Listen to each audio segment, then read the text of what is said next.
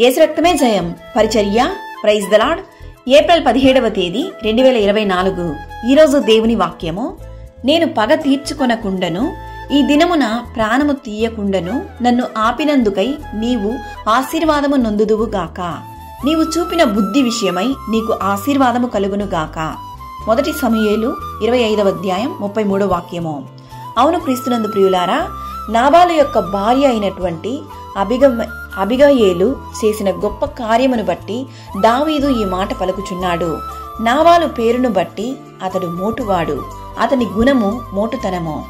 నాబాలు దావీదు మధ్య ఉన్నప్పుడు ఏ కీడును రాకుండా ఎలా కాపాడితుమో అని వివరించి, నాబాలును ఇప్పుడు మీ యొద్ద ఉన్నందును దయ ఉంచి నాకును మా సేవకునికి సహాయము చేసి ఆహారము ఇవ్వమని అడిగినప్పుడు నాబాలు దురుసుగా ప్రవర్తించెను. నాబాలు చెప్తున్నటువంటి మాట, దావీదు ఎవడు, మెస్సయ్య కుమారుడు ఎవడు అని.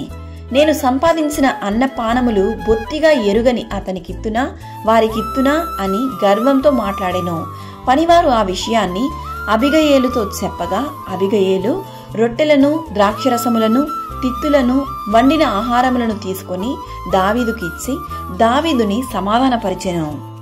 అందుకు నిదర్శనంగా చెప్పినటువంటి మాటయే ఈ మాట, యెహోవాకు స్తోత్రము కలుగునుగాక. నిజమే ప్రియులారా, దేవుని వాక్యం సెలవిస్తున్న విధముగా గుణవతి అయిన భార్య తన ఇల్లును కట్టును అన్నటువంటి మాటకు అబిగయేలు నిదర్శనం.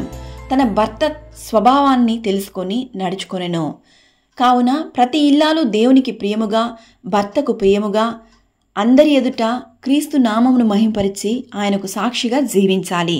దేవుడు మిమ్మల్ని ఆశీర్వదించి దీవించునుగాక. ఆమేన్. God bless you.